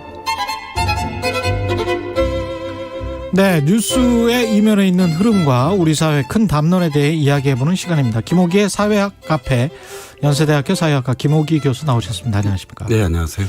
예, 오늘은 난 알아요. 뭐 2세대, X세대, 그 낀 세대, 40대. 저는 X세대인데 40대는 아니라서. 예. 저는 끼고 끼었네. 예. 그러니까 40대를 예. 오늘 주제로 예. 삼은 이유는 이제 두 가지인데요. 예. 하나는 그러니까 지난 몇 년 정치권을 포함해서 특히 대선 이후 세대 교체가 계속 토론돼 왔습니다. 예. 그래서 이 우리나라 이제 세대하면 가장 먼저 떠올리는 세대가 이 그 86세대. 86세대. 예, 옛날엔 386세대라고 그랬고 이제 예. 나이가 들어서 586세대가 됐죠. 그리고 또 다른 한 세대가 MZ세대잖아요. MZ세대. 예, 그러니까 2030 세대들인데요. 예. 그러니까 40대들이 좀 상대적으로 좀 약간 관심을 적게 받은 그런 세대라서 한번 40대를 한번 얘기해 보고 싶었고요. 예. 이게 첫 번째고 또 그 두 번째로는 사실 이제 그 이 선거 과정이라서 제가 그 말씀을 드리기 어려웠었는데 지난 그 지방선거 과정에서 그 박지원 민주당 그 공동 비대위원장이 86세대 용태론을 주장했었잖아요. 그랬죠. 그런데 예. 이제 그게 워낙 선거의 핵심 쟁점이라서 그렇죠. 선거에 영향을 미칠까 봐 제가 그 말씀을 드리지 못했는데 사실 이 86세대 용태론은 이게 이 40대 문제가 직결돼 있습니다. 예. 그렇습니까? 왜냐하면 예. 이제 86세대들이 물러나게 된다면 그 다음에 그 자리를 이제 차지해야 될 사람은 40대라고 볼 수 있죠. 그렇게 되는 거군요. 예, 그래서 사실상 예. 이제 그 지방선거 뭐 지난 다음에 끝난 예. 다음에 이 40대 역할론이 뭐 이제 여기저기서 좀 제기되고 있잖아요. 예. 그래서 이런 것들을 좀 두루 고려해서 예. 오늘 좀 40대 얘기를 가져왔습니다. 40대가 그 X세대, 예. 이 X세대의 특징에 관해서는 좀 연구된 게 많죠. 많이 있죠. 예. 먼저 좀 말씀드리고 싶은 거는 이제 객관적인 통계인데 예. 그렇다면 우리나라 40대 현재 규모는 어떻게 될까? 예. 상당할 것 같아요. 예. 지금 보니까 올해를 기준이죠. 예. 그러니까 1973년에서 82년 사이에 태어난 사람들이 이제 40대인데 이 인구 추계 기준으로 800만 명이 넘더라고요. 809만 명. 그리고 예, 전체 인구의 16%에 가깝습니다. 다 유권자잖아요. 예, 유권자하고 뭐 사실 가장 강력한 진보 세대라고 할 수 있죠. 그래서 조금 전에 이제 X세대를 말씀하셨는데 이 40대가 20대는 X세대라고 불렸잖아요. 그랬죠. 예, 예. 예. 요즘 것들의 원조입니다. 40대가. 요즘 것들의 원조예요. 예. 이 X세대란 말은 캐나다 출신 작가인데요. 더글래스 쿠플랜드가 그 소설을 발표했는데 그 소설 제목이 X세대입니다. 예. 그래서 새롭게 등장한 1980년대 후반 젊은 세대를 지칭하는 말로 썼습니다. 그러니까 서양의 경우는 그 앞에 2차 세계대전 종전 직후에 냉전 세대가 있었고요. 그렇죠. 예, 그리고 냉전 세대 뒤를 이어서 우리가 1968년 그때 이제 학생운동, 사회운동이 거세게 일어났잖아요. 그렇습니다. 그래서 우리가 이들을 이제 68세대라고 얘기하는데 12세대하고도 긴밀하게 연관되어 있습니다. 그러네요. 그러니까 이런 냉전 세대나 12세대하고는 다른. 그렇죠. 그러니까 왜 X냐고 하면 알고 계신 청취자분들도 많이 계시겠습니다만 정체를 알 수 없다. 얘들 뭐지? 뭐 이래서 X야. X세대입니다. 세 가지 특징이 있습니다. 그러니까 탈권위적이고 그다음에 소비 문화에 익숙하고요. 그리고 무엇보다 개성을 중시한 세대로 평가됐습니다. 아무리 봐도 저는 X세대인 것 같아요. 우리나라에서는 이 X세대를 낀 세대라고 부르기도 했죠. 그런데 사실 이 낀 세대의 특징이 저는 그대로 요즘도 나타난다고 생각합니다. 그러니까 앞에는 이제 이 학생운동과 민주화운동을 주도했던 86세대들이 있고. 그렇죠. 예, 그리고 이제 또 뒤에는 지금 우리가 MZ세대라고 하는 2030 세대가 있죠. 그래서 그 앞과 뒤가 이제 다 막혀 있다. 예, 그래서 끼어 있다. 그렇죠. 예, 그래서 이제 낀 세대라는 표현을 쓰기도 합니다. 그리고 우리 역사에 등장한 첫 개인주의 세대. 이렇게 지금 교수님이 사실은 정의를 하신 거잖아요. 예, 이게 10년 전에 이제 2012년에 그 서울대 강원택 교수하고 중앙대 장훈 교수하고 이화여대 박인희 교수 그리고 저를 포함해서 네 사람이 그 탈냉전사의 그 인식이란 책을 냈습니다. 맞습니다. 유명한 책입니다. 예, 그 책에서 이제 제가 현재 40대를 우리나라의 첫 개인주의 세대다라고 명명을 했습니다. 그런데 정의를 잘한 것 같아요. 그 까닭은 우리가 이제 이 6070년대 활동했던 사람들을 보통 산업화 세대라고 하고요. 그다음에 이제 유신 독재부터 민주화 운동이 시작이 됐잖아요. 그래서 이제 그 유신 독재부터 이제 이 그 1980년대 후반까지 활동했던 세대들을 이제 우리가 민주화 세대라고 얘기하는데 제가 이렇게 쭉 지켜보니까 90년대 초중반에 대학을 다녔던 이들은 좀 이들하고는 좀 다른 것 같아요. 달라요. 예. 그래서 이제 보통 우리가 신세대라고 당시 그때 불렀는데. 그때는 그랬습니다. 예. 그래서 압구정 뭐 이렇게 나왔던 때가 이 세대거든요. 예. 바로 이제 그 아까 나나라요의 나나라요. 서태지 세대이기도 하죠. 예. 그래서 이들이 가지고 있는 가장 중요한 특징이 저는 이 개인주의에 있다고 봤습니다. 그러니까 개인의 어떤 그런 이 자신의 뭐 독자적 판단에서부터 시작해서 문화적 취향에 이르기까지 아무튼 가장 중요한 건 나 자신입니다. 그래서 우리나라에서 나타난 그러니까 첫 번째 개인주의 세대다라고 그때 과감하게 한번 규정을 지어봤습니다. 그런데 비슷하게 사회학자 올리에 백도 이 세대를 자유의 아이들이다. 예, 자유의 아이들이라고 이름을 줬는데요. 이게 이제 제가 조금 전에 말씀드렸던 그러니까 냉전 세대와 68세대와는 다른. 예. 그러니까 개인의 자유가 굉장히 중요한. 예, 그리고 이제 사실상 이들의 특징은 자본주의 문화에 되게 익숙한. 세대이고 이 자유의 아이들의 경우는 신자유주의하고도 어울리는 세대입니다. 그렇죠. 왜냐하면 신자유주의가 가지고 있는 양면적 속성이 하나는 경쟁에 친숙한 거잖아요. 그렇죠. 그리고 또 다른 하나는 이 어떤 개인이 가지고 있는 어떤 그런 아까 제가 말씀드렸던 이 뭐 생각이나 감성 이런 것들을 대단히 중시하는 세대라고 볼 수 있죠. 그건 개인의 자유 아니야? 뭐 이렇게 생각하기 시작한. 그렇죠. 조직보다는 개인의 맞습니다. 방점을 훨씬. 그래서 저는 이제 뭐 이런 이야기를 하기도 했습니다. 우리나라에서 그러니까 현상이란 말을 붙일 수 있는 그런 뭐 인물이라고 해야 될까요? 이런 이 사람들은 그렇게 많지 않은 것 같아요. 제 기억에 하면 노무현 현상. 그렇죠. 그건 현상이었죠. 분명. 그렇죠. 현상이죠. 그리고 안철수 현상.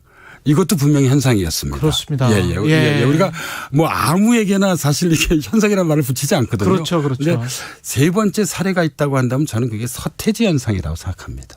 예. 왜냐하면 90년대 초반 사실 서태지라고 하는 개인이 중요한 것이 아니라 서태지로 상징되는 그러니까 한 개인이 가지고 있는 감성과 자유를 중시하는 그렇죠. 우리나라의 그런 세대가 이제 막 우리 역사에 등장한 것이죠. 예, 이게 지금 현재 40대의 저는 역사적 기원이라고 좀 보고 있습니다. 그래서 당시를 우리가 돌이켜 보면 지구적으로는 탈냉전이었어요. 그렇죠. 분위기가 그 이전에 냉전 시대하고는 아주 달랐고 그리고 국내적으로도 민주화 시대가 막 열렸고 사실 경제적 풍요가 외환위기 이전까지는 상당히 좋았던 어떤 그런 시기였죠. 예. 그래서 바로 이 시기에 이제 이들이 나타났는데 좀 뭐 비극이라고 해야 될까요? 이들이 이제 바로 외환위기에 의해서 직접적으로 희생된 세대이죠.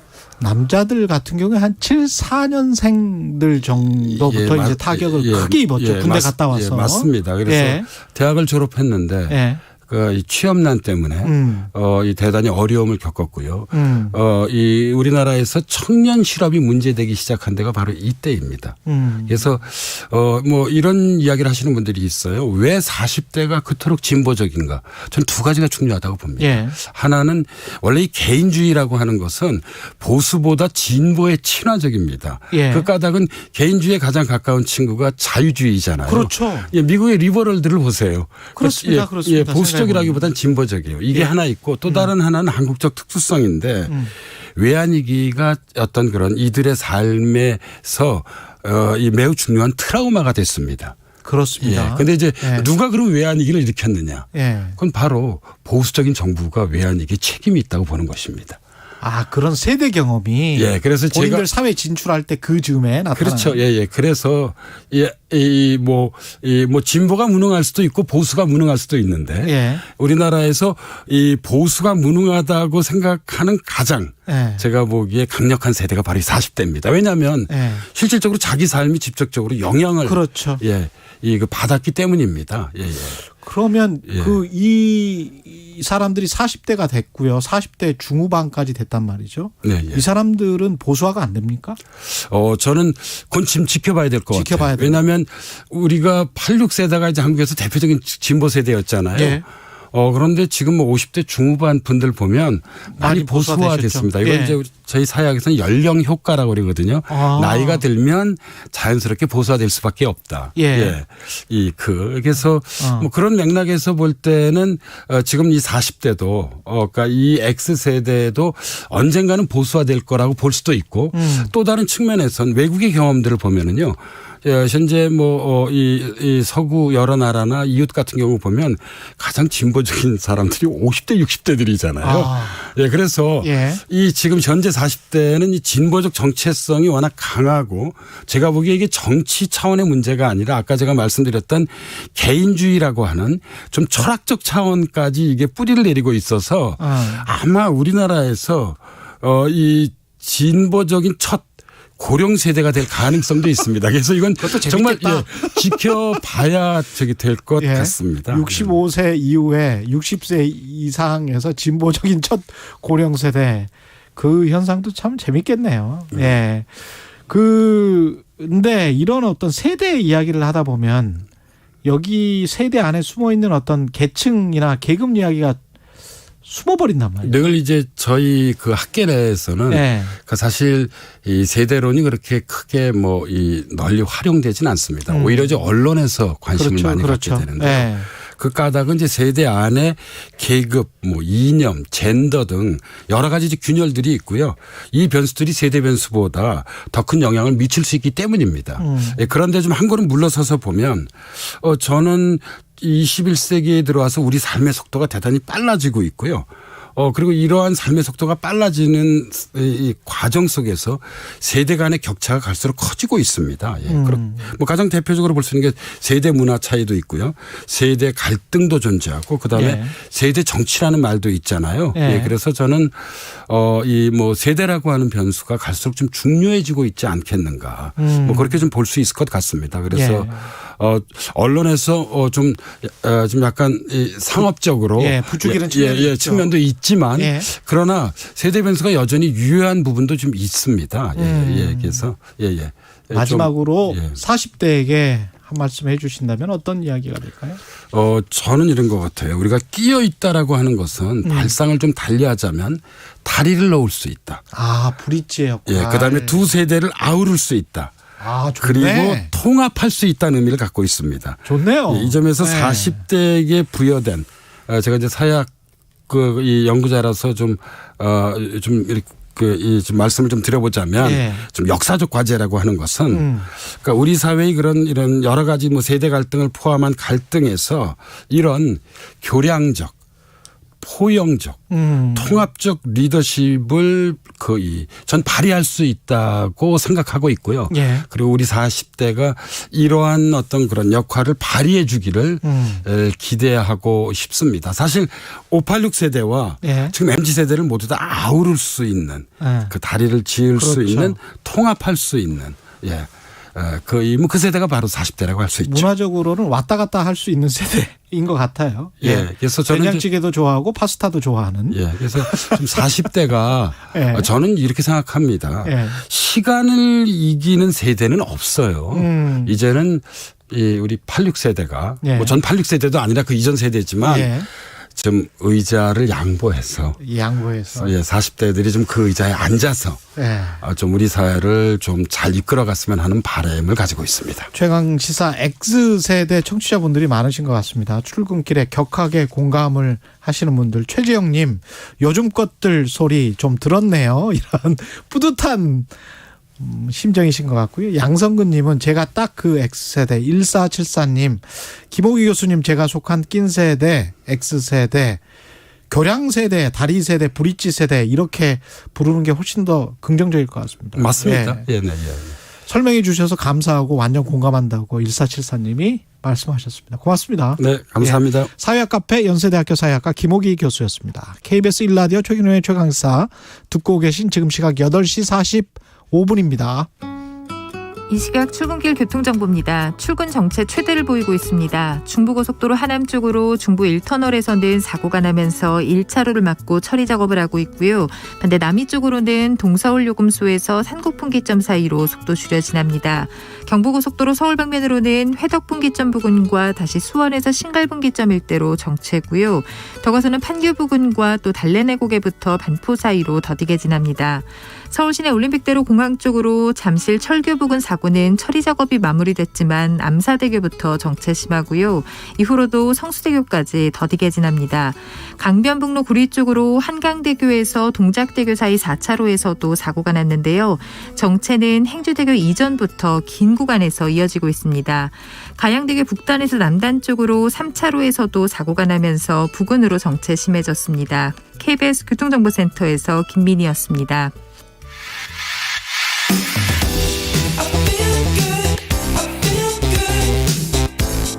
세상에 이익이 되는 방송 최경영의 최강시사. 네, 러시아 우크라이나 전쟁 언제 끝납니까 이거? 길어지면서 세계 각국의 소비자 물가 끝없이 오르고 있고요. 하반기 전기요금, 가스요금 인상까지 예고돼 있습니다. 소비자 특히 취약계층이 문제고요. 민생을 위해서 어떤 조치와 대책들 필요한지 안진걸 민생경제연구소장 전화로 연결돼 있습니다. 안녕하세요, 소장님. 네, 안녕하세요. 아유, 심각하게 보입니다. 이게 수치로만 봐도 이렇게 겁나는데 실제 현장 그 현실은 어떻게 보세요? OECD 38개국 물가 9.2% 뛰었다는데요. 지금 우리 한국은 장바구니 품목 144개 중에서 119개가 올랐답니다. 그러니까 5월 물가 상승률이 5.4%로 2008년도 8월달 5.6% 이후 최고치인데요. 근데 이제 이것은 전체 물가 상승률이고 우리 국민들이 자주 이용하는 건 장바구니 물가잖아요. 그렇죠. 이게 이제 생활 물가 지수인데 6.7% 올랐습니다. 5월 달에요. 6.7%. 144개 품목을 조사했는데 80.6% 119개가 오른 것입니다. 6개 중 5개가 이제 가격이 뛰었다고 보시는데 그중에 뭐 휘발유, 경유 뭐 50% 가까이 뛰었고요. 국수 33%, 식용유 22.7%, 마늘 11.6%, 자장면 10.4%. 그 외에도 뭐 최근에도 계란, 뭐 딸기 사다 보면 뭐 예전에 비해서 막 2배다 이런 느낌 확 듭니다. 그렇죠. 그러니까 36개 물품이나 두 자릿수 상승률을 보였다고 하는데요. 지금 현재 대한민국 국가 차원에서도 우리 민생 차원에서 최대 이슈가 물가다. 거기다가 지금 화물연대 파업이 길어지고 있잖아요. 그렇죠. 그러면 공급에 차질이 생기지 않습니까? 예. 그 물가까지 지금 오르게 생겼습니다. 그러니까 빨리 화물연대 파업도 대화로 오늘 내일이라도 신속하게 뭐 타결 직전에 지금 갑자기 뭐 국민의힘이 소극적으로 변하면서 안 됐다는 보도도 있던데요. 예. 정부 여당이 나서서 빨리 이런 파업 사태는 해결해 줘야 된다. 이런 호소도 드리고 싶습니다. 그 먹는 사람들 입장에서는 사 먹는 직장인들은 많이 올랐다라고 느끼지만 자영업 하시는 분들, 식당 하시는 분들은 지금보다 사실은 더 올려야 되는데 이거를 못 올리고 있다라고 지금 하소연하는 사장님들도 굉장히 많을 거란 말이죠. 맞습니다. 지금 이 자영업은 그동안 이제 굉장히 어려우셨잖아요.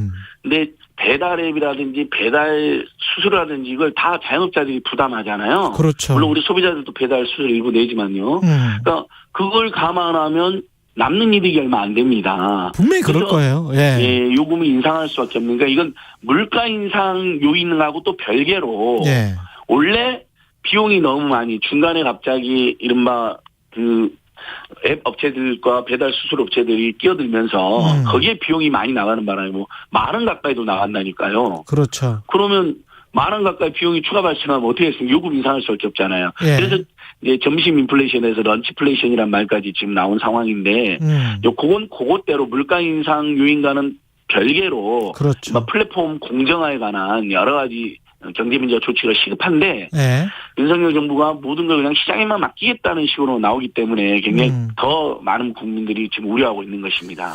그 공공요금 전기가스 요금 인상이 예고돼 있는데 이건 어떻게 보세요? 저는 대한민국이 보면 정말 공공요금이 저렴한 편입니다. 저렴한 편이었죠. 그건 틀림없는 사실이죠. 이제 민영화된 통신비만 비쌉니다. 민영화가 안 된 공공요금들은 저렴합니다. 그래서 대한민국 국민들이 지금 민영화를 반대하는 이유 중에도 하나인데요. 근데 문재인 정부에서는 최대한 어쨌든 코로나라는 어려움 국면이기 때문에 억제를 했는데 정부가 바뀌자마자 그냥 이것도 역시 이제 적자를 감수하는 건 옳지 않다. 그냥 내버려 두겠다. 자유를 맡기겠다는 식으로 나오고 있는데요. 그게 지금 상황에서 물가 인상률이 5.4% 그다음에 생활물가가 6.7%가 오른 상황에서 바람직할까요? 저는 그렇게 묻지 않을 수 없습니다. 만약 지금 전기요금과 가스요금이 지금 이제 곧 오를 전망인데요. 한 3% 정도. 이렇게 되면 지금 물가 상승률이 6%를 넘어가게 됩니다. 저는 정부가 일면 공공 서비스 기관이 적자가 지금 많이 발생하고 있는 것에 대해서 국민들께 양해를 구하고 언젠가 올려야 된다라는 거에 공감할 수 있지만 지금 세계적인 인플레이션 그다음에 우리 국내 물가도 이렇게 많이 뛰고 있는 상황에서는 예를 들면 올해 이제 코로나 이제 극복해서 조금 국민들도 경제적 개선이 체감되고 있는 상황인데 물가 지금 폭탄을 맞는 상황인데 올해 정도까지만이라도 억제를 하는 정책을 펼치는 게 현명한 게 아닌가 이렇게 권유드려 봅니다. 지금 말씀하신 것처럼 적자 폭이 굉장히 크기 때문에 뭐 20조 이야기도 나오고 있고 하네 적자가. 그래서 그런 것들은 어차피 또 나중에 국민들에게 부담이 되는데 올리는 게 맞지 않느냐 뭐 이렇게 이야기를 하는 측. 그다음에 이제 국민의힘 쪽에서는 탈원전 문재인 정부의 탈원전 때문에 전기가스 요금이 이렇게 올라갈 수밖에 없는 것이다 이렇게 지금 주장을 하잖아요.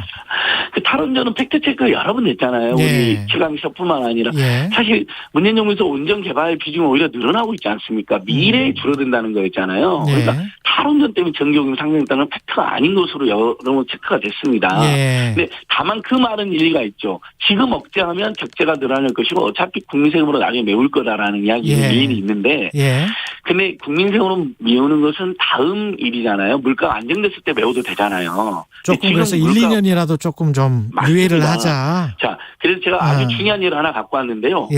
독일에서요.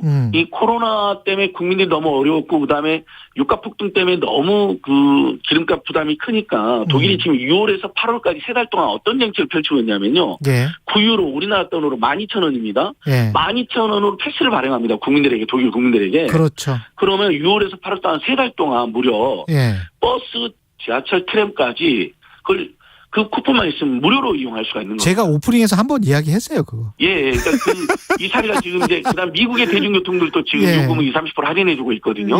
그러면 독일은 그러면 이렇게 해주면 독일 대중교통도 적자가 되잖아요. 예. 독일 정부도 그걸 고민했습니다. 근데 먼저 어쨌든 국민들을 생각해서 물가 상승이라든지 기름값 상승 국면에서 그걸 직접 정부가 강제로 민간 시장에 요금을 인하할 수가 없기 때문에 그렇지. 정부가 통제 가능하고 개입 가능한 공공 서비스 분야를 대폭 인하해 줌으로써 물가 상승의 충격을 완화시켜주고 그렇습니다. 당연히 그럼 독일 대중교통도 적자가 늘어났잖아요. 독일 정부도 그거에 대비해서 몇 조를 예산을 확보를 해놨습니다. 맞아요. 예. 일단은 물가 상승, 물가 폭탄은 여기서 이렇게 최대한 공공 서비스를 저렴하게 또는 할인해 줌으로써 또는 인상을 억제해 줌으로써 그 충격을 버티게 해주는 거죠. 근데 그러면 당연히 저는 대한민국 정부에도 지금 묻고 싶은 게 좋다. 만약에 공공요금이 불가피해 전기와 가스요금이 오른다. 그러면 대중교통 요금이라도 예를 들면 독일이나 미국이 이런 펼치는 정책이라도 과감하게 해주면 지금 기름값 때문에 직장인들이나 일반 시민들 굉장히 스트레스가 큰데 이렇게 되면 기름값이 무서워서라도 그걸 피하기 위해서라도 대중교통으로 많이 오지 않겠습니까? 그렇죠. 예. 그러면 유류값 인상의 고통도 벗어나고 예. 거기에다가 예를 들면 방금 전에 말한 6.7%의 생활물가 지수가 올라가지고 집집마다 예를 들면 한 달에 10만 원 안팎의 비용이 추가들었다. 예. 그런데 그걸 대중교통비하고 그다음 지금 1년에 4조 안팎의 엄청난 영업이 들어오는 통신 3사의 요금을 대폭 인하를 유도해가지고 통신 서비스하고 대중교통 서비스의 요금이 만약에 집집마다 10만 원 안팎 줄어들었다. 그러면 물가 상승의 고통이 상쇄가 되잖아요. 그래서 정부나 지자체가 안 나오고 있는 게 너무 아쉽습니다. 그런 거를 좀 해봐라. 대중교통과 그다음에 통신요금 관련해서 맞습니다. 조금 좀 인하를 해봐라.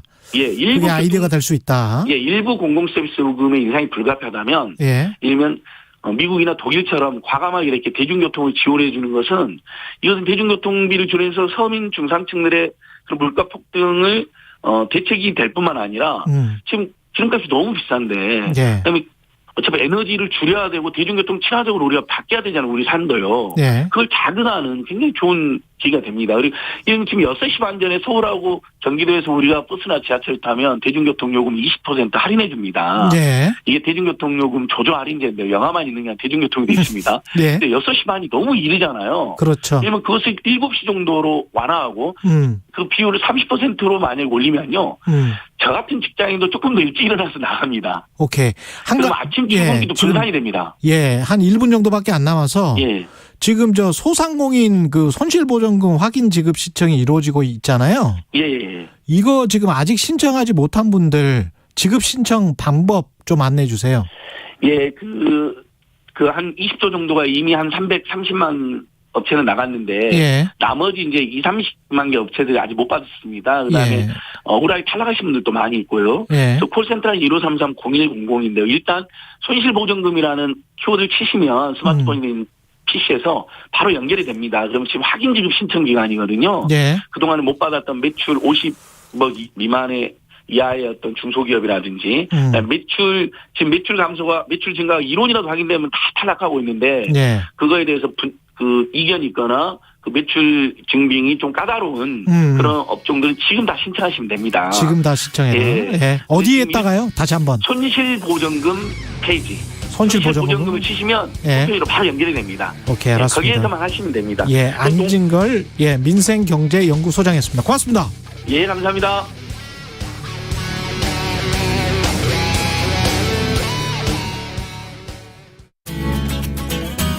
코로나19 관련 사회적 거리두기가 하나둘 해제되면서 공공장소에 사람들이 더 많이 모이고 이동 수요가 늘어나는 등 일상 회복에 한 발 더 다가서고 있는데요.